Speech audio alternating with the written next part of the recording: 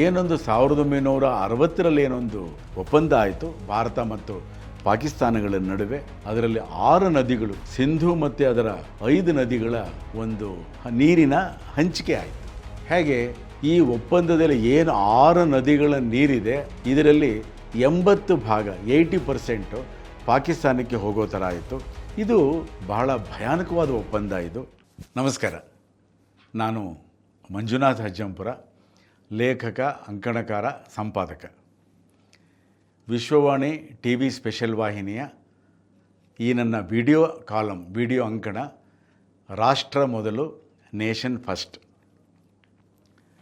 ನಮ್ಮ ಭಾರತೀಯ ಪರಂಪರೆಗೆ ಸಂಬಂಧಪಟ್ಟ ಹಾಗೆ, ಭಾರತೀಯ ಅಸ್ಮಿತೆಗೆ ಸಂಬಂಧಪಟ್ಟ ಹಾಗೆ, ಇತಿಹಾಸಕ್ಕೆ ಸಂಬಂಧಪಟ್ಟ ಹಾಗೆ ಕೆಲವಾರು ಸಂಗತಿಗಳನ್ನು ನಾನು ಈ ಒಂದು ಅಂಕಣದಲ್ಲಿ ನಿಮ್ಮ ಹತ್ರ ಹಂಚಿಕೊಳ್ತೀನಿ. ಇತ್ತೀಚೆಗೆ ಸಿಂಧೂ ನದಿ ಒಪ್ಪಂದ ಏನು 1960ರಲ್ಲಾಯಿತು, ಅದರ ಒಂದು ಅಬೇಯನ್ಸ್ ಸಸ್ಪೆನ್ಷನ್ ಅಂತ ಏನು ಹೇಳ್ತಾರೆ, ಆ ರೀತಿ ಅದನ್ನು ಅಮಾನತ್ತಿನಲ್ಲಿಡೋವಂಥ ಒಂದು ಕೆಲಸವನ್ನು, ನಿರ್ಧಾರವನ್ನು ಭಾರತದ ಸರ್ಕಾರ ತಗೊಳ್ತು.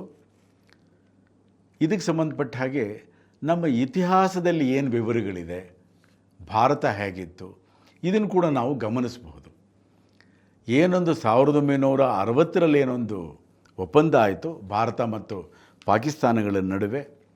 ಅದರಲ್ಲಿ 6 ನದಿಗಳು, ಸಿಂಧೂ ಮತ್ತು ಅದರ 5 ನದಿಗಳ ಒಂದು ನೀರಿನ ಹಂಚಿಕೆ ಆಯಿತು. ಹೇಗೆ ಪಾಕಿಸ್ತಾನದ ಗಾತ್ರ ನಮಗೆ ಗೊತ್ತೇ ಇದೆ. ಅದರಲ್ಲೂ ಆಗ ಪಶ್ಚಿಮ ಪಾಕಿಸ್ತಾನ, ಬಾಂಗ್ಲಾದೇಶ್ ಬಿಡಿ, ಅನಂತರದ್ದು ಅದು ಬೇರೆಯೇ ಆಯ್ತದು. ಈ ಸಿಂಧೂ ನದಿ ಒಪ್ಪಂದ ಏನಾಯಿತು 1960ರಲ್ಲಿ, ಭಾರತದ ಪ್ರತಿನಿಧಿಯಾಗಿ ಆ ಒಂದು ನಿರ್ಧಾರವನ್ನು ತಗೊಂಡವರು ಆಗಿನ ಪ್ರಧಾನಮಂತ್ರಿ ಜವಾಹರ್ಲಾಲ್ ನೆಹರು ಅವರು.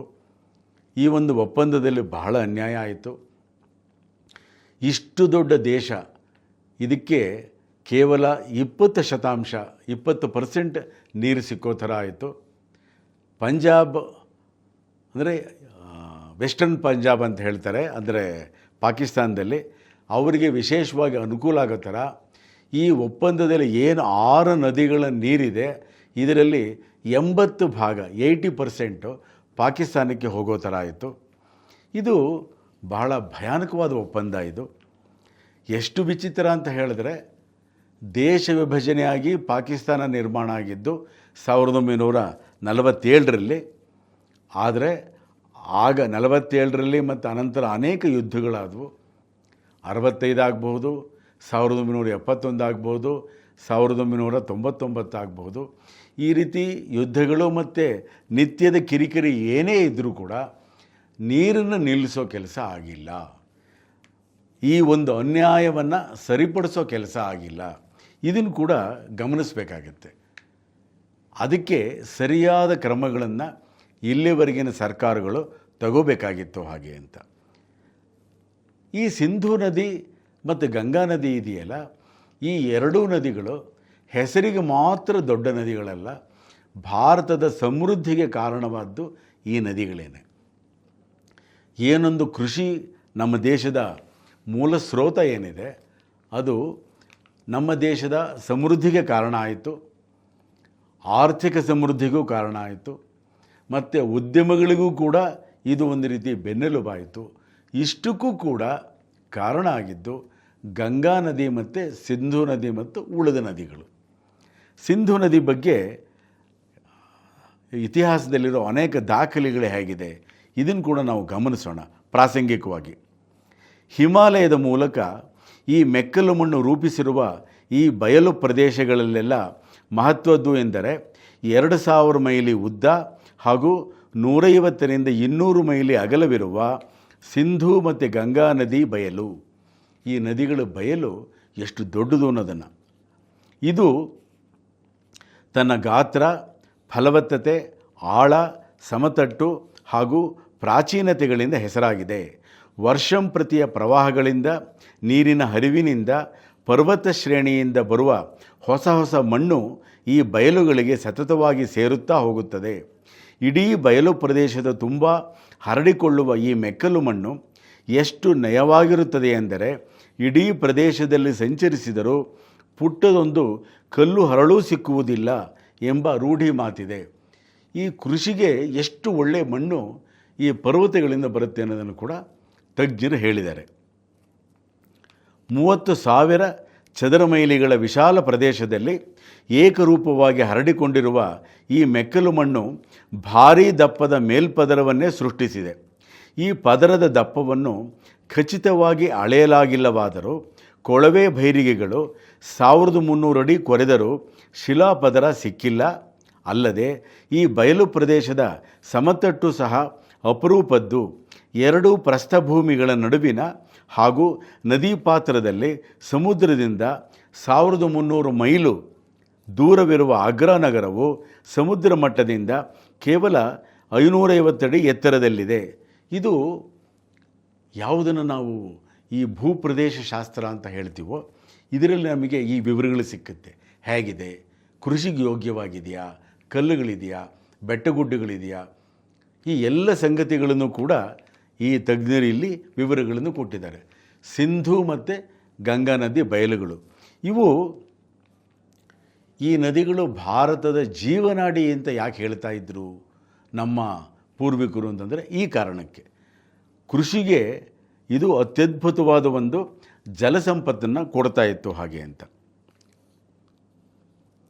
ಇಂತಹ ವಿಶಾಲವಾದ ಸಮತಟ್ಟು ಇರುವುದರಿಂದ ನದಿಗಳು ನಿಧಾನವಾಗಿ ಹರಿದು ಭೂಮಿಯ ಫಲವತ್ತತೆಗೆ, ಸುಲಭವಾದ ಜಲಮಾರ್ಗಗಳಿಗೆ, ನೀರಾವರಿ ಕಾಲುವೆಗಳಿಗೆ ಅನುವು ಮಾಡಿವೆ.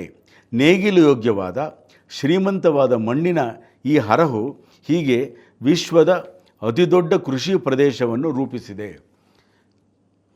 ಪ್ರಪಂಚದಲ್ಲಿ ಅನೇಕ ಸ್ಥಳಗಳನ್ನು ತೌಲನಿಕವಾಗಿ ನೋಡಿದಾಗ ಭಾರತದ ಒಂದು ಸಮೃದ್ಧಿಗೆ ಕಾರಣ ಯಾವುದು ಅಂತ ಹೇಳಿದ್ರೆ ಈ ನದಿಗಳು ಅಂತ ಗೊತ್ತಾಗುತ್ತೆ. ಹೀಗಿದ್ದಾಗ ಈ 1960ರ ಏನೊಂದು ಒಪ್ಪಂದ ಏನಿದೆ ಇದು ಭಾರತಕ್ಕೆ ತುಂಬ ಆಘಾತಕಾರಿಯಾಗಿತ್ತು. ಅದನ್ನು ಇಷ್ಟು ವರ್ಷಗಳು ಸರಿಪಡಿಸೋಕ್ಕಾಗಲಿಲ್ಲ. ಅದನ್ನು ಸರಿಪಡಿಸೋ ದಿನಗಳು ಬರಲಿ ಅಂತ ಆಶಿಸಬಹುದು. ಹರಿಯಾಣ, ರಾಜಸ್ಥಾನ್ ಮತ್ತು ಗುಜರಾತ್ ಈ 3 ರಾಜ್ಯಗಳಿಗೂ ಕೂಡ ಅಪಾರವಾದ ಒಂದು ನೀರಿನ ಒಂದು ಕೊರತೆ ಇದೆ. ಹಾಗಾಗಿ ಈ ಸಿಂಧೂ ಮತ್ತು ಉಳಿದ 5 ನದಿಗಳೇನಿದೆ ಒಟ್ಟು 6 ನದಿಗಳ ಜಲಸಂಪತ್ತಿನ ಒಂದು ಭಾಗ ನ್ಯಾಚುರಲ್ ಶೇರ್ ಅಂತ ಹೇಳ್ತಾರೆ. ಅದು ಈ 3 ರಾಜ್ಯಗಳಿಗೆ ಬರಬೇಕು. ಆದರೆ ಆ ಅನ್ಯಾಯದ ಒಪ್ಪಂದದಿಂದ ಪಾಕಿಸ್ತಾನಕ್ಕೆ ಈ 6 ನದಿಗಳ ಒಂದು ಶೇರ್ ಅಂತ ಏನು ಹೇಳ್ತೀವಿ ಅದರಲ್ಲಿ 80 ಭಾಗ ಹೋಗಿರೋವಂಥದ್ದು ಬಹಳ ಅನ್ಯಾಯ ಆಗಿದೆ ಹಾಗೆ ಅಂತ. ನೋಡಿ, ಸುಮಾರು 2000 ವರ್ಷಗಳ ಹಿಂದೆ ಯಾರ್ಯಾರು ಯಾತ್ರಿಗಳು ಬಂದರೋ ಗ್ರೀಕ್, ರೋಮ್ ಅವರೆಲ್ಲ ಯಾಕೆ ಬಂದರು ಅಂತ ಹೇಳಿದ್ರೆ ಈ ದೇಶ ಏನು ಇಷ್ಟು ವಿಶೇಷವಾಗಿದೆ, ಸಮೃದ್ಧವಾಗಿದೆ, ಅರ್ಥವ್ಯವಸ್ಥೆ ಅದ್ಭುತವಾಗಿದೆ ಹಾಗೆ ಅಂತ ಬಂದರು. 5ನೇ ಶತಮಾನದಲ್ಲಿ ಚೈನಾದಿಂದ ಫಾಹಿಯಾನ್ ಕೂಡ ಬಂದ. 7ನೇ ಶತಮಾನದಲ್ಲಿ ಯುವಾನ್ ಚಾಂಗ್ ಕೂಡ ಬಂದ.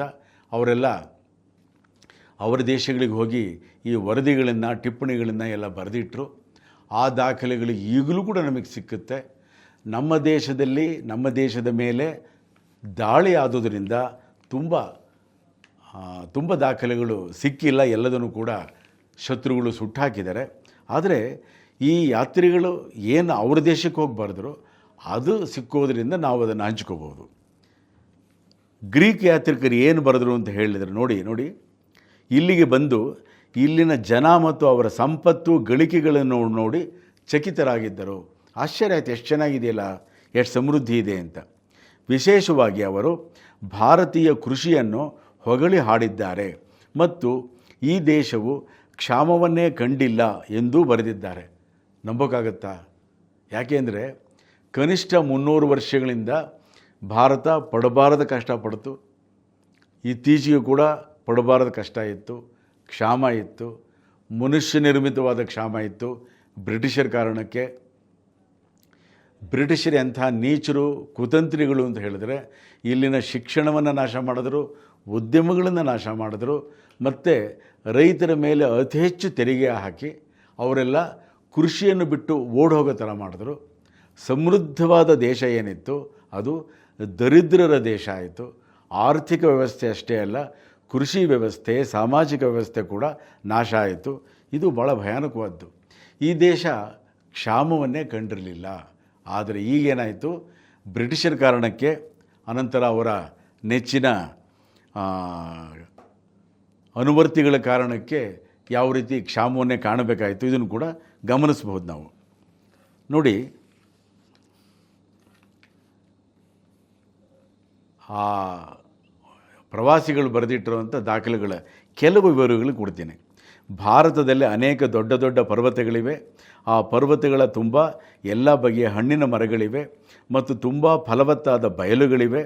ಒಳ್ಳೆಯ ನದಿ ಸಂಪನ್ಮೂಲಗಳಿಂದ ಆವೃತವಾದ ಈ ಬಯಲುಗಳದ್ದೇ ಒಂದು ಬಗೆಯ ವಿಶಿಷ್ಟ ಸೌಂದರ್ಯ. ಜಲಸಮೃದ್ಧಿಯ ಈ ನೆಲವು ವರ್ಷಕ್ಕೆ 2 ಬೆಳೆ ತೆಗೆಯಲು ಅನುಕೂಲಕರವಾಗಿದೆ. ಕೆಲವು ಕಡೆ ವರ್ಷಕ್ಕೆ 3 ಬೆಳೆ ಕೂಡ ತೆಗಿತಾ ಇದ್ದರು. ಗುಜರಾತಲ್ಲಿ, ಕೇರಳದಲ್ಲಿ ಮತ್ತು ಕರ್ನಾಟಕದ ಕೆಲವು ಕಡೆ ಅಂತ ಇತಿಹಾಸ ಹೇಳುತ್ತೆ. ಹೇಗಿತ್ತು ಭಾರತ, ಸಮಾಜ ಹೇಗಿತ್ತು? ಹೀಗೆಯೇ ಕೊರತೆ ಇಲ್ಲದಿರುವುದರಿಂದ ಹಾಗೂ ಸಮೃದ್ಧವಾದ ಪೋಷಣೆಯಿಂದ ಇಲ್ಲಿನ ಮೂಲ ನಿವಾಸಿಗಳು ಎತ್ತರವಾಗಿರುತ್ತಾರೆ ಮತ್ತು ಸ್ಥೂಲಕಾಯರಾಗಿರುತ್ತಾರೆ. ಶುದ್ಧವಾದ ಗಾಳಿಯನ್ನು ಉಸಿರಾಡುವ ಮತ್ತು ಅತ್ಯುತ್ತಮ ದರ್ಜೆಯ ನೀರನ್ನು ಕುಡಿಯುವವರಾದುದರಿಂದ ನಿರೀಕ್ಷಿಸುವಂತೆಯೇ ಜನರು ಕುಶಲಕಲೆಗಳಲ್ಲೂ ಪ್ರಗತಿ ಸಾಧಿಸಿದ್ದಾರೆ. ವ್ಯವಸಾಯಕ್ಕೆ ಹೊಂದುವ ಎಲ್ಲ ಬಗೆಯ ಹಣ್ಣುಗಳನ್ನು ಇಲ್ಲಿ ಬೆಳೆಯಲಾಗುತ್ತದೆ. ಭೂಗರ್ಭದಲ್ಲಿ ಚಿನ್ನ, ಬೆಳ್ಳಿ, ತಾಮ್ರ, ಕಬ್ಬಿಣ, ತವರ ಮುಂತಾದ ಅನೇಕ ಲೋಹಗಳ ಭಾರೀ ನಿಕ್ಷೇಪಗಳು ಇದ್ದು ಆಭರಣ ಮತ್ತು ವಿವಿಧೋಪಯೋಗಿ ಉಪಕರಣಗಳು ತಯಾರಾಗುತ್ತವೆ. ಅಷ್ಟೇ ಅಲ್ಲ, ಸಮರ ವಸ್ತ್ರ, ಸಮರ ಸಾಧನಗಳು ತಯಾರಾಗುತ್ತವೆ. ನದಿಗಳಲ್ಲಿ ಮತ್ತು ಸಮುದ್ರಗಳಲ್ಲಿ ವ್ಯಾಪಾರ ವ್ಯವಹಾರಗಳಿಗೆ ಮತ್ತು ಯುದ್ಧಗಳಿಗೆ ಅತ್ಯುತ್ತಮವಾದ ಶಕ್ತಿಯುತವಾದ ಹಡಗುಗಳ ನಿರ್ಮಾಣ ಆಗ್ತಾಯಿತ್ತು. ಎಷ್ಟು ಹಿಂದೆ ಅಂತ ಹೇಳಿದ್ರೆ ಸ್ನೇಹಿತರೆ, ನಂಬೋದೇ ಕಷ್ಟ ಆಗುತ್ತೆ. 20-30 ಸಾವಿರ ವರ್ಷಗಳ ಹಿಂದೆಯೇ ಈ ರೀತಿ ಹಡಗುಗಳ ನಿರ್ಮಾಣ ಆಗ್ತಾಯಿತ್ತು. ಋಗ್ವೇದದಲ್ಲೇ 32 ಬಗೆಯ ಈ ಹಡಗುಗಳ ಒಂದು ಚಿತ್ರಣ ಇದೆ. ಯಾವ ಹಡಗುಗಳಿಂದ ಅನುಕೂಲ ಆಗುತ್ತೆ, ಯಾವ ಹಡಗುಗಳ ವಿನ್ಯಾಸದ ಕಾರಣಕ್ಕೆ ತೊಂದರೆ ಆಗುತ್ತೆ, ಈ ಥರದ ಅನೇಕ ವಿವರಗಳನ್ನು ಕಾಣ್ತೀವಿ. ನಮ್ಮ ಪರಂಪರೆ ಬಹಳ ಅದ್ಭುತವಾದ್ದು, ನಮ್ಮ ಕೃಷಿ ಅದ್ಭುತವಾದ್ದು. ಇದನ್ನು ಕೂಡ ನಾವು ಗಮನಿಸ್ಬೋದು. ಬಹಳ ಕಡಿಮೆ ಬೆಲೆಗೆ ಇಲ್ಲಿ ಆಹಾರ ಸಿಗ್ತಾಯಿತ್ತು ಅಂತ ಕೂಡ ದಾಖಲಿಸಿದ್ದಾರೆ. ಇಲ್ಲಿ ಯಾರೂ ಕೂಡ ಹಸಿವಿನಿಂದ ನರಳುತ್ತಾ ಇರಲಿಲ್ಲ ಹಾಗೆ ಅಂತ. ದಾಖಲೆಗಳು 1-2 ಅಲ್ಲ, ಸಾವಿರಾರು ವರ್ಷದ ದಾಖಲೆಗಳಿವು.